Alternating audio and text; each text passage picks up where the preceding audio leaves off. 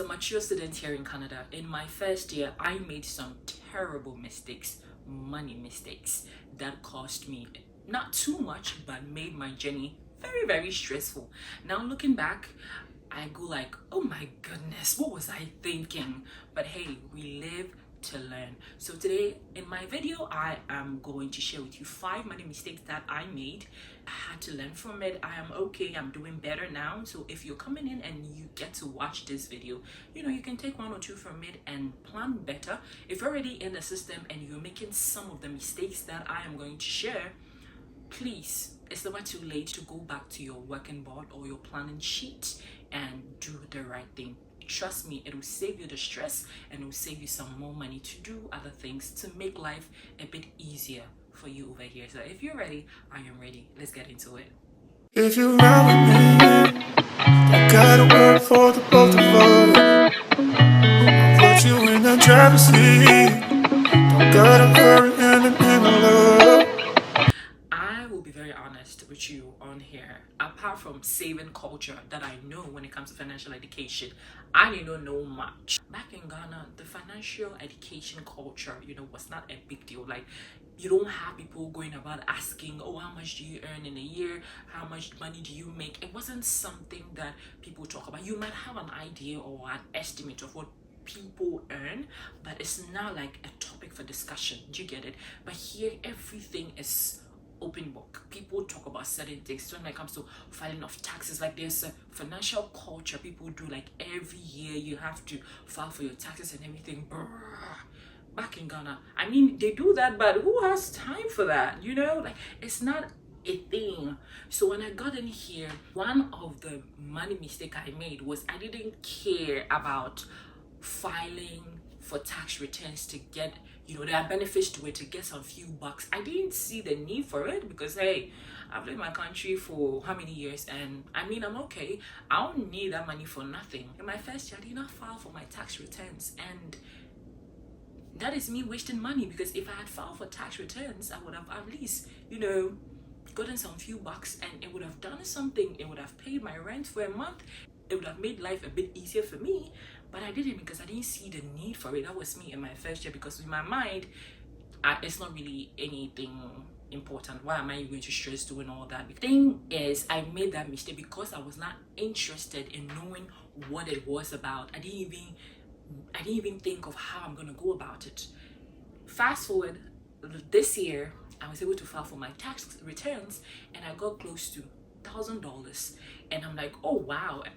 And whoever did it for me, it was free. I just talking about it and asking around, I got a clinic, a tax clinic that does these things for free, and they didn't charge me anything. All they needed was my information. I submitted everything, and voila, I got my money within days, But when I came in first, I didn't take advantage of that because I didn't know much, and I wasn't willing to have that conversation with nobody. So when people were actually having life easier, mine wasn't, by virtue of me not exploring enough. So because I did not understand my obligation when it comes to tax and the benefits that comes with filing for my tax returns, I lost money. So these are some of the money mistakes I made. So if you're in here, and yes, if you're from a country where you don't have that financial conversation with people, when you come in here, develop that culture.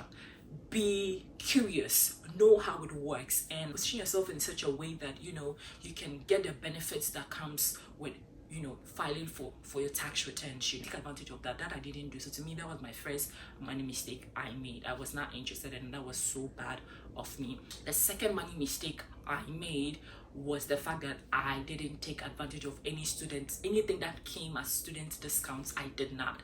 When they are doing, even if I can take part in surveys that can give me the student discounts, if I go to a shop that had anything to the discount, maybe I need to provide my ID, I need to fill out this thing. To me, I thought it was time wasting, and I didn't. Trust me, do you know how these things could have helped?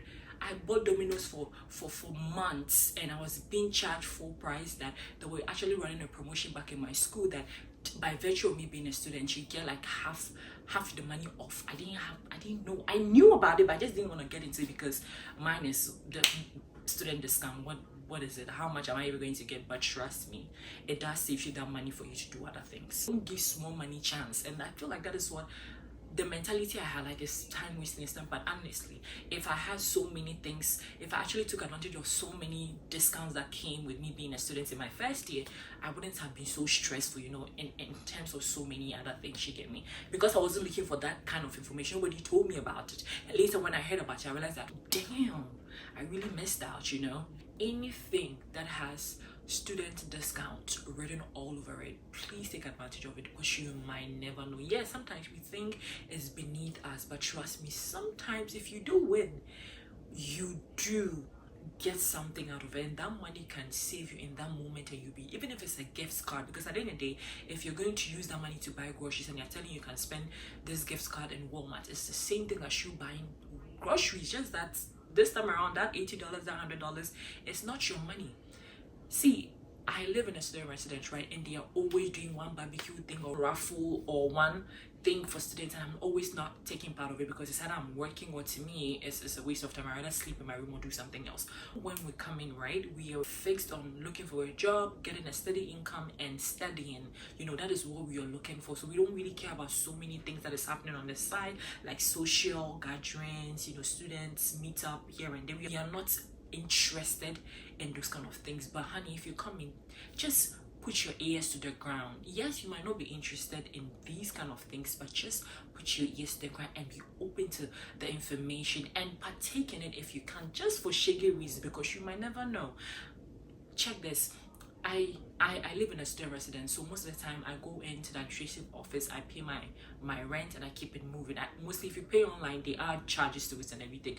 Sometimes I don't want that wahala, so I just go to the office and I pay directly using my card. So one time I went in there and one lady was telling me about how they're running a promotion currently, that if I'm able to sign my lease between this date and that date, I get a gift card, you know, $100 worth of a gift card. And I'm like, my dear, that is not what I'm in for. And she was like, oh no, just try it, you might never know. And I'm like, okay, yeah, when I go home I'll think about it and I'll sign the lease.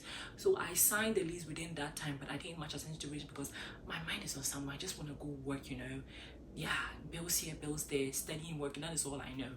I was at work, I got a text message from my roommate telling me that there is a gift card, you know, on the table waiting for me, and it's from the administrative office. I was like, okay, thank you.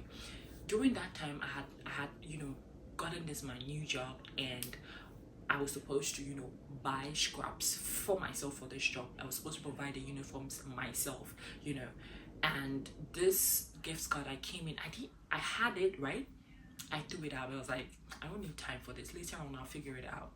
But when it was time for me to buy the scraps for work, I checked the price, and for 2-piece, the up and the down, is more like $40 to $60, depends on the material and the quality and the brand you go for. Honey, I had money, but if anybody would have paid for that scraps for me, I would have taken that so that I can spare my $100 for something else. Guess what helped me? The gift card. I was like, oh my goodness, I can use this gift card to buy things from Giant Tiger, and that is exactly where I can get these scraps for work from. Just like that, I got there. It was $100. I got a top going for $20, so up and down 40, up and down 40. I just gave them this card, I paid for my scrubs, and I was good. I came home and I was like, wow, take advantage of this thing. It helps you even save your own money for rainy days, for something that is really, really more important. When I came in, I didn't see it to be anything because I didn't have that culture back at home. I pay for it as a matured student, you know. I pay for everything. I don't mind. It's part of me. But when you come here, you need to live smart because you're limited. Sometimes you can get in here and you don't really have much because the work you do, even in as much as it's part-time, you don't get you don't get a lot of hours to make that kind of money you're looking for. So sometimes you're saving for rent. The last thing you need on your plate is to use that same money you're saving to pay rent. Take some out to buy groceries, take some out to take care of yourself. So if you have these student discounts or you have these gift cards, even if they are 20, if they are 10, for Starbucks, for Tim Hortons, from Walmart, for, trust me, it would serve a purpose. That money mistake I made really made my school journey and my first year very, very stressful because there was no easy chance anywhere. And all these things, they were at my disposal, but I was not ready for that conversation. I was not even open to it. So be open to such kind of conversation and be open to certain things. Just try out, fill it out. You might never know. The lady told me that somebody actually won like $500 worth of gift card, and I'm like, oh, you were kidding me. And she was like, no, she won it. Somebody actually won as far as getting $2,000. She did it and she won. And I'm like, are you serious? Oh, this thing is happening in this residence I know about. They was like, yeah, it's happening because we send the invitations and people don't show up. So those that show up win. And I'm like, oh my goodness. Another money mistake that I made was that I didn't take advantage of the financial aid, the bursaries, the grants that were available to international students on time. I say on time because when I got in, I could have researched on that before even coming in, but I didn't. And when I got in, like I said, I was not ready to listen to anything because in my mind, I need to pay my own school fees, blah, blah, blah. But these were opportunities that I could have taken advantage of because they are there for students to take advantage of them.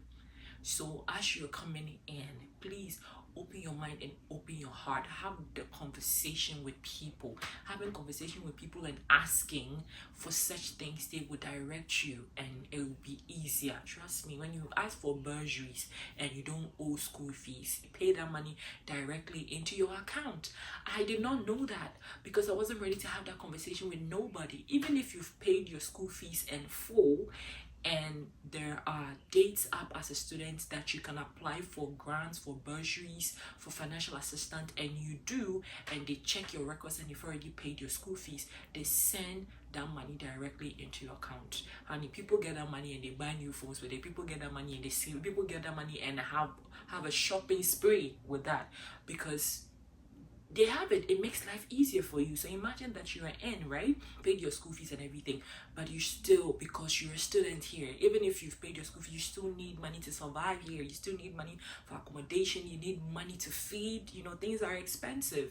You need money to buy your books. So if you apply for these bursaries and they give it to you, of course they will not give you much, but if they do, good for you, meaning that life becomes easier for you. Imagine that you've been in here and for the last 2 months you don't have a job and you apply for this financial aid, and God being so, maybe you've paid for your fees in the first semester, so at least you're not worrying about tuition, but you're worrying about you not having a job and what you're going to survive on the next 3 months to come because you're not getting a job, and you apply for these bursaries or these grants or this financial assistance and you are awarded $2,000, you're awarded $5,000 into your own account or your personal account because yes, you don't owe school fees. How wild is that? Meaning that at least you have something to live on, so these are opportunities that are out there. But when we come in as international students, we are so fixed on I need to get it, that we don't have these conversations, because it's not part of our culture back at home. Do you get it? Maybe there are scholarships all over, but because maybe you're not used to them back at home, you think, oh, I'm here, it's white or blue for me, or it's black and red, so that's it. No, there are gray lines in between sometimes. So have that conversation. Like I said, I didn't know this on time. My first day was when I really needed this kind of help, but it wasn't there because I didn't go looking for it. So now the little money I had saved up was what all the pressure was on. So it was a bad move on my part. So if you're coming in or you're already in here, and yes, maybe you need to put in that 2 pages of writing why you need this financial assistance and you think it's too much of a stress, honey, it is not. Sit your buttocks down and write that. You might never know. Exhaust all your options before you make any drastic decision when it comes to or journey here as a student. These options, you need to go for them. They don't come to you. I was surprised when I got $2,000 as financial assistant from school. Don't give small money chance, please. So that I think about it, I'm like, madam, you lose God, but hey, we move, The fourth money mistake that I made when I came in here at first, my first year, is improper budgeting and spending. I was just going with the flow. I would just buy whatever, I would eat whatever. I mean, I could because I was used to that kind of lifestyle back at home. Remember, back at home, I was not limited as a student. So that mindset, when I came in here, I was supposed to drop it, but I didn't. So I was like, you know what? I will sort it out. Let me just go with the flow. And if you continue going with the flow over here, you will always live hand to mouth. If you don't have a proper structure, you don't track your expenses, you are going to be living hand to mouth for a very, very long time as a student, because you're not saying you're just going with the flow. So if you're going with the flow, like because maybe you have a job and you can do that, what if for the next 2 months there is no job, meaning that you have nothing to you have nothing to fall back on? You become desperate and anything goes. And we don't need to be desperate. Desperation leads to us making poor decisions. Any little thing, somebody will just take advantage of you. That is when you are so desperate that even when you can see that maybe the job you're applying for is a bit of a scamming situation, you will not even realize because you are desperate. You know, that hand-to-mouth situation, you think you have it covered up because you have a job, they pay you, you pay your rent, you're not really saving at all because you overspending. So even that small amount of money, you're not putting any system in place as well to even check, to balance it off. Maybe even if it's not really balanced, at least it's not far off. And because you're not checking, you're just going with the flow more. Imagine that you just lose your job and for the next 2 months you don't have any. That is when the desperation comes in, and now people go online and now be seeing so many things, or now people reach out to you and be begging. It's not because of anything, because they have improper budgets and improper planning. Sometimes if I had changed my mindset, especially when it came to money issues here, I would have known that yes, Dorothy, you are at a point in your life where you can do whatever you want. But unfortunately, for this kind of environment, you need to have this, track your expenses, balance it off, so you will know what to do. I mean, save a little. Even if you're not saving, then what am I doing? What do I need to cut down and everything? So at least be okay, so that if there's an emergency, I can still take care of myself. You get me?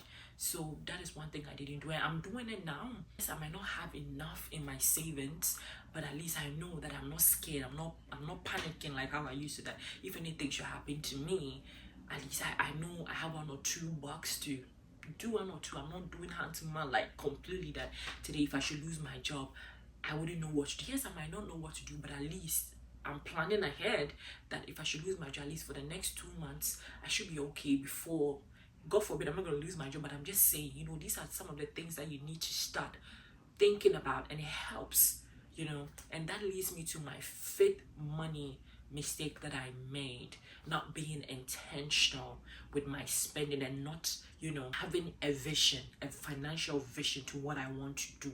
Even if I'm not going to do that for the first year, for the next 4 months, or for the next 3 months, what is my vision when it comes to my finances? Am I saving more? Am I planning for something?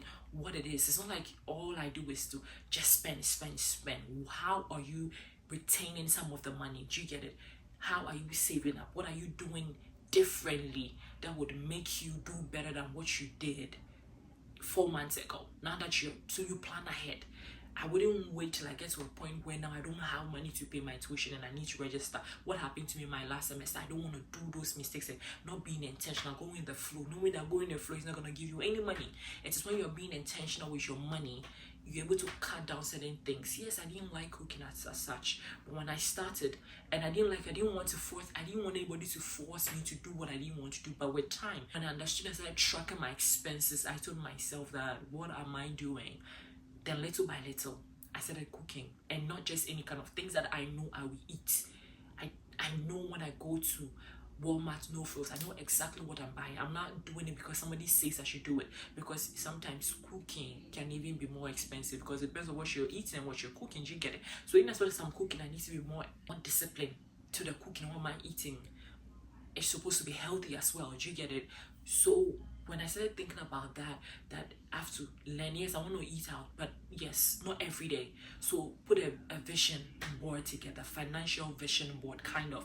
So at least I know that yes, I like eating out. So if I can do that just once, you know, a month, so at least it doesn't make me feel like I'm losing myself, because I really like going out, having a good time, because going out and having a brunch, you know, going out, and I like taking pictures. I'm a digital creator, for God's sake. So in the summer, you know, you just want to sit somewhere and take your beer, sit somewhere and just take your wine. It's just nice, but you can't do it every day. When I decided to be more intentional about just my lifestyle and including my finances to it, it became much easier. You get me? That certain things I'm not going to do. Yes, I know you want to do online.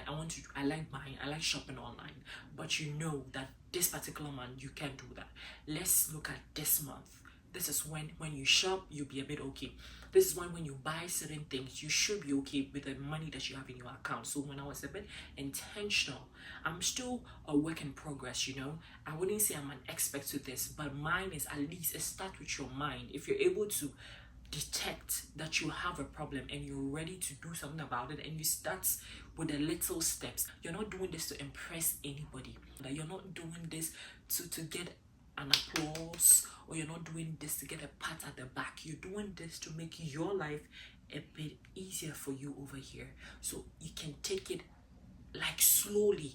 You know, do you understand? Because when you take it slow, that's when it becomes a habit. But you're doing it because, oh, you saw one girl doing it and you know within your heart of hearts you're not changing, it is not going to work. So these are my money mistakes, you know, I made when I came in here. My first year in Canada, I made some bad choices, but I'm happy I got to learn from it. Like I say, we live to learn. I hope you take one or two from this. My name is Dorothy Cornelius. I am a Ghanaian living in Canada, and I'm all about positivity. I talk about everything and every other thing. See you in my next video. Bye.